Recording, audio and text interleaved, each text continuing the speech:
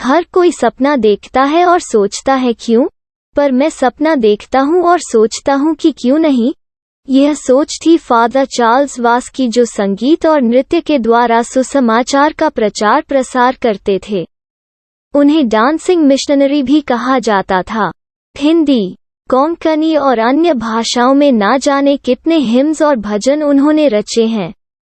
यहाँ तक कि मिस्सा बलिदान में गाने वाले हिम्स हो या लिटर्जिकल म्यूजिक, यह फादर चार्ल्स वास की देन है।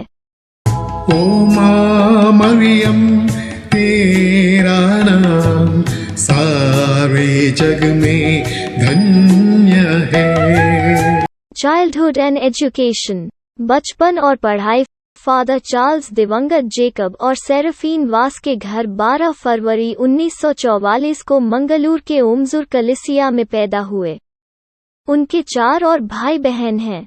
इनके माँ बाप गरीब थे और अनपढ़ भी। फिर भी उन्होंने इंश्योर किया कि उनके सभी बच्चे अच्छे से पढ़ लिख जाए और अच्छे मुकाम पर पहुंच जाए। उनकी बड़ी बहन स्वर्गीय सिस्टर जोसेफीन वास ने खुद को प्रभु को समर्पित किया और नन बन गई।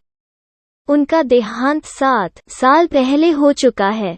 सिस्टर मेरी, उनकी दूसरी बहन, भी एक नन है। उन्होंने दिल्ली के पेपल नंचियो ऑफिस में 7 साल तक काम किया है। नंचियो वो व्यक्ति है जो भारत में वेटिकन का राजदूत है।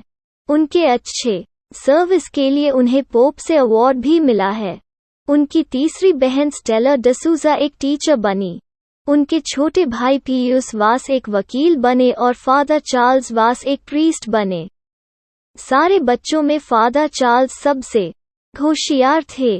महज 6 साल की उम्र में वो अपने गांव में होने वाली शादियों में साइड ड्रम बजाते थे। तब उनकी दिन भर की कमाई 4 आने होती थी। उनका घर ओमजूर चर्च के पास में था। बचपन में उन्हें चर्च के फादर जे.एस. क्रास्ता क्वायर में शामिल किया करते थे। वहीं से उनका संगीत प्रेम शुरू हुआ। 1956 में उन्होंने सेमिनरी का रुख किया। वे इंदौर के सोसाइटी ऑफ डिवाइन वर्ड में भर्ती हो गए। उन्होंने अपने फर्स्ट वाउज 1966 में किए और फाइनल वाउज को 1976 में किए। वे पादरी बन गए। उन्होंने अपने सेमिनरी के समय से ही म्यूजिक सीखना शुरू किया। जब वे इंदौर से मैंगलो छुट्टियों में आते थे, मैंगलो की अलग अलग कलिसियाओं में अपने ट्रूप के साथ परफॉर्म करते थे। यहाँ तक कि वे अपने छोटे भाई को ड्रम्स सिखाकर ड्रमर बनाकर अपने साथ ले गए थे। उनके ट्रूप में आर्चबिशप लियो एसवीडी भी शामिल थे। प्रीस्टली मिनिस्ट्री, उन्होंने अपना प्रीस्टली मिनिस्ट्री को जाबुआ, मध्य प्रदेश से शुरू किया। उन्हें साल 1983 में मुंबई के संत तेरेसा चर्च बांद्रा वेस्ट में असिस्टेंट प्रीस्ट नियुक्त किया गया। वहां उन्होंने तेरेसन म्यूजिकल ग्रुप शुरू किया था। उन्होंने 27 जुलाई 1980 को संगीत अभिनय अकादमी की स्थापना की। वो एक ऐसी संस्था है जहां संगीत और नृत्य सिखाया जाता है। संगीत अभिनय अकादमी अखिल भारतीय गंधर्व महाविद्यालय मंडल मेरठ महाराष्ट्र और Trinity college of music London से एफिलिएटेड है।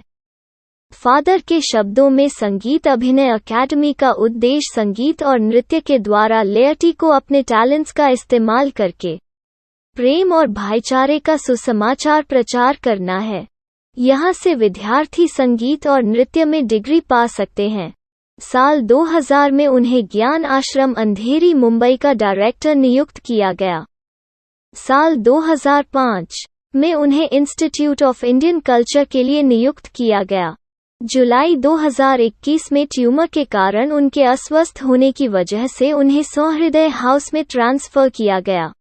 म्यूजिक एंड डांस, संगीत और नृत्य में फादर चार्ल्स वास के कंट्रीब्यूशन के बारे में हम घंटों बात कर सकते हैं। फादर चार्ल्स ने गिटार और पियानो का फॉर्मल शिक्षण Trinity college of music London से लिया। उन्होंने भारत के मशहूर हिंदुस्तानी संगीतकार पंडित रामकृष्ण जोशी से इंडियन क्लासिकल म्यूजिक सीखा। उन्होंने Trinity college of music London से पियानो में ग्रेजुएशन किया। इसके साथ ही उन्होंने मुंबई यूनिवर्सिटी से इंग्लिश बीए ऑनर्स और रोम के पेपल एथेनियम से बैचलर ऑफ थियोलॉजी की डिग्री भी ली। उन्होंने 1983 में पीएचडी करी। उनके डॉक्टरल थीसिस का नाम था ईस्ट मीट्स वेस्ट। उन्हें अखिल भारतीय गंधर्व महाविद्यालय ने डॉक्टरेट प्रदान किया।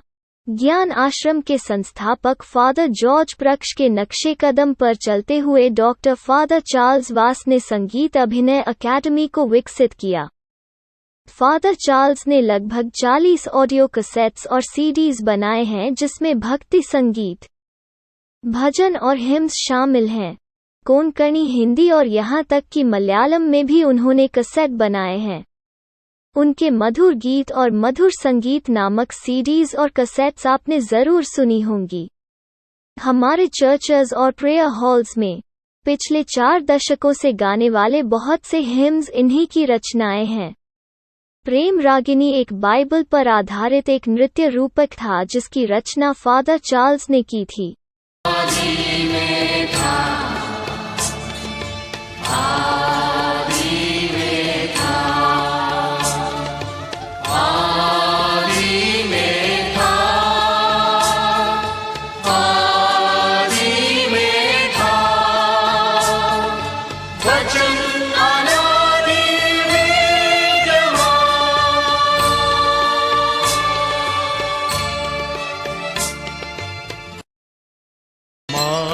भी था सबसे प्यारा ईशु को संसार में, ईश्वर के रूप की छाया बना था प्यार से, उसकी अस्थि से बनाई प्रभु ने नारी मोहिनी, नाम था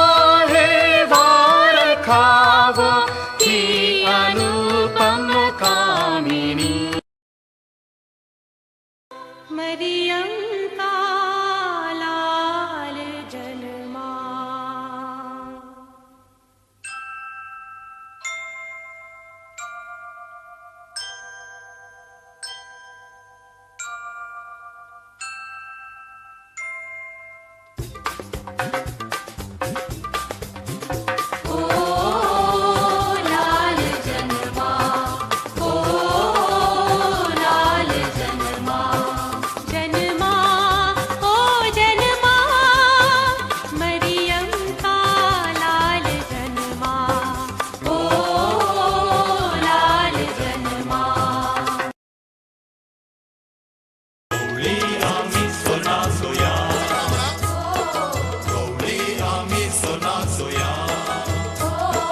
संतोषानु माळुया सोम्यागीन वासुया, संतोषानु माळुया सोम्यागीन वासुया, वंदन ताका करूया, गवळी आमी सोनासुया, गवळी आमी सोनासुया।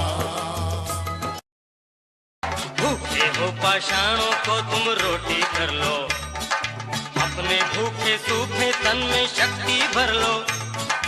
तुम तो कहते हो अपने को तुम तो कहते हो अपने को परमेश्वर का पुत्र महान, इसे गिराने में ही होगी मेरी शान, मेरी शान, मेरी शान, मेरी शान। कहते लोग मुझे शैतान, करूं सदा प्रभु तेरा जय जयकार, आया वरदान तेरा, पाऊं दया प्रभु को मेरा उद्धार, सफल हो जीवन मेरा। न भूलो न भूलो मेरे पिता, न भूलो न भूलो मेरे पिता, न भूलो न भूलो न भूलो न भूलो।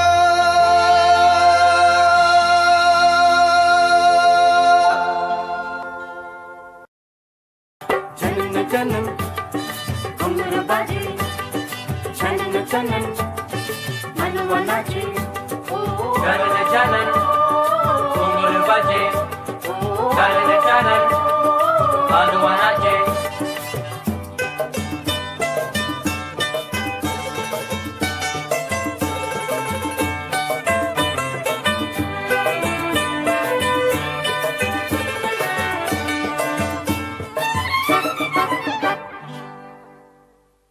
यह इंडियन और वेस्टर्न म्यूजिक का सम्मिलन है। इसे उन्होंने देश और विदेश में 500 से ज्यादा बार प्रदर्शन किया है। भारत के स्वतंत्रता की 50वें सालगिरह पर उनकी ट्रूप ने जर्मनी में देश हमारा नामक एक बैले प्रस्तुत किया था। साल 2000 में उनकी क्रिस्त जयंती नाम की कैसेट काफी मशहूर हुई थी, जिसमें क्रिसमस के गीत शामिल हैं। उन्होंने मिलेनियम ईयर का थीम सॉन्ग यीशु क्रिस्त जयंती की रचना भी की थी। मैंने बालक यीशु पाया, मैंने पाया यीशु पाया। फादर चार्ल्स ने लगभग 32 डांस ड्रामाज की रचना की है। उसमें कोलकाता की मदर टेरेसा पर निर्मित डांस ड्रामा माँ तुझे प्रणाम सबसे अच्छा है। वे खुद जगह जगह जाकर लोगों को संगीत और नृत्य में ट्रेन किया करते थे। जब भारत में किसी को डांस ड्रामा बनाना होता था, खासकर संतों के जीवन पर आधारित ड्रामाज हैं, तो फादर चार्ल्स से संपर्क किया करते थे। भारत की डाइवर्सिटी फादर चार्ल्स की म्यूजिक ट्रूप में भी दिखती थी। उनके म्यूजिक ट्रूप में सभी धर्म के लोग होते थे। Father Charles Sant Francis of Assisi को अपना आदर्श बताते थे। गरीबों की मदद करना हो या सबका एक समान प्रेम करना, उन्होंने सेंट फ्रांसिस से ही सीखा था। उनके म्यूजिक ट्रूप में क्रिश्चियंस के अलावा हिंदू, मुस्लिम, पारसी और सिख भी हुआ करते थे। सब भगवान के बच्चे हैं, यह फादर कहा करते थे। फिल्मों से जुड़े लोग फादर का सपोर्ट करते थे। राजेश जौहरी जी ने उनके बहुत से हिम्स और भजन के बोल लिखे हैं। मशहूर फिल्म गायक गायिकाएं जैसे कविता कृष्णमूर्ति जी, भूपिंदर सिंह जी और मिथाली जी, महालक्ष्मी जी, प्रीति सागर जी जैसे लोग उन्हें सपोर्ट करते थे। भूपिंदर सिंह जी और कविता कृष्णमूर्ति जी इनके गाने को मुफ्त में गाते थे। फादर कहा करते थे, अगर मैंने उनको केवल 20,000 दिया तो उन्होंने लगभग 3 करोड़ की रॉयल्टी वाले गाने गाए हैं। फादर हमेशा उनके आभारी थे। संगीत में उनके योगदान के लिए साल 2006 में उन्हें अलंकार शिरोमणि पुरस्कार मिला। साल 2008 में कलाकार पुरस्कार से उनको सम्मानित किया गया। Christian chamber of commerce and industry ने भी उन्हें सम्मानित किया। स्वदेशी संगीत इंडियन म्यूजिक। आज से 50 साल पहले तक चर्च में गाने वाले गीत हो या धुन सब विदेशी थे। चर्च म्यूजिक को भारतीय रागों में लाने का श्रेय भी फादर को जाता है। यहाँ तक कि चर्च में हिंदी भजन गाने पर भी लोग आपत्ति जताते थे। फादर चार्ल्स ने इसे लेकर लोगों की सोच बदली। अभी भजन चर्च म्यूजिक का अभिन्न हिस्सा है। मजे की बात है, जब फादर अपनी डॉक्टरल डिग्री के लिए हिंदुस्तानी म्यूजिक प्रैक्टिस करते थे, तब उनके बिल्डिंग के क्रिश्चियन पड़ोसियों को लगता था कि कोई हिंदू गा रहा है। फादर एक कैथलिक हैं, वो भी एक प्रीस्ट, यह बात बहुत लोग नहीं जानते थे। यहाँ तक कि एक बार फादर हिंदुस्तानी क्लासिकल म्यूजिक के एग्जामिनर बने थे, तब भी लोगों को यकीन नहीं होता था कि एक कैथलिक प्रीस्ट हिंदुस्तानी क्लासिकल म्यूजिक की परीक्षा ले सकता है। क्रिश्चियंस को तो वेस्टर्न म्यूजिक पसंद है ना, यह सोच थी लोगों की। अब लोग हिंदुस्तानी धुनों को चर्च में सुनना पसंद करते हैं। हर साल सेंट थेरेसा कलीसिया में क्रिसमस और ईस्टर के मौके पर फादर का क्वायर रहता था, जिसमें मशहूर संगीतकार यहाँ तक कि फिल्म जगत के लोग भी हिस्सा लेते थे। यह लगभग 60 लोगों का क्वायर हुआ करता था। इस साल क्रिसमस के मौके पर हम फादर को मिस करने वाले हैं। अगर आप फादर चार्ल्स का बनाया हुआ म्यूजिक जितनी भी बार सुनते हैं, बोर नहीं होंगे। फादर बताते कि हर म्यूजिकल इंस्ट्रूमेंट का अपना रोल होता है। फादर जब भी रिकॉर्ड करते थे, ट्रम्पेट हो या वीणा या फिर तानपुरा, सारे लाइव इंस्ट्रूमेंट्स का इस्तेमाल करते थे। कभी कभी इसमें बहुत खर्चा भी होता था, जिसमें लोग आगे आकर फादर की मदद करते थे। सिर्फ ऑर्गन का उपयोग करके सब इफेक्ट्स नहीं डालते थे। कंप्यूटर से इफेक्ट्स को इंपोर्ट करके बनाने वाला म्यूजिक हम लाइव प्ले नहीं कर सकते। लाइव इंस्ट्रूमेंट से बना संगीत दिल को छू लेता है। फ्यूजन से बना म्यूजिक एक दो बार अच्छा लग सकता है, पर बार बार सुनने पर लोग बोर होते हैं। आजकल के संगीतकार म्यूजिक की ज्यादा पढ़ाई नहीं करते, कंप्यूटर से इफेक्ट्स को इंपोर्ट करके म्यूजिक बनाते हैं। यह फादर इसलिए बताते कि कई म्यूजिक डायरेक्टर्स उनसे म्यूजिक सीखने आते थे।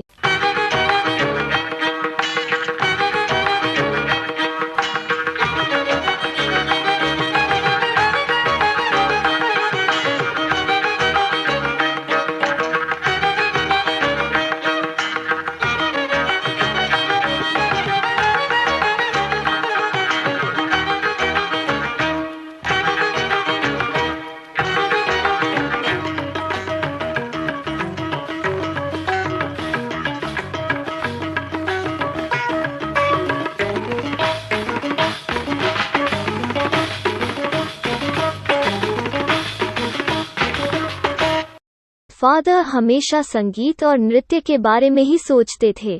या तो वो दिन भर म्यूजिक बनाते या डांस कोरियोग्राफ करके सुसमाचार प्रसारित करते।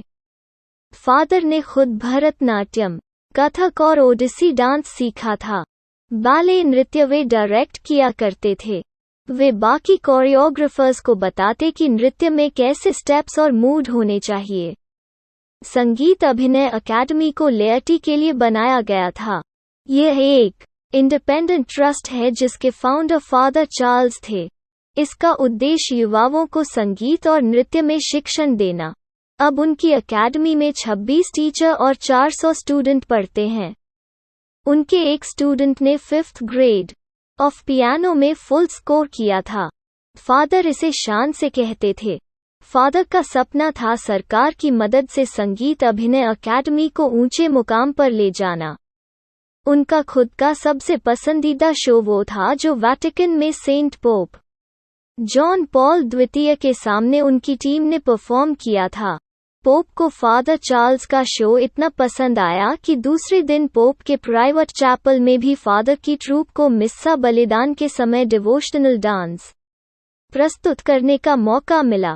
पोप को यह नृत्य पसंद भी आया, पर अगरबत्ती के धुएं के कारण पोप को खांसी आ गई थी। फादर के ज्यादातर गाने हिंदी में है।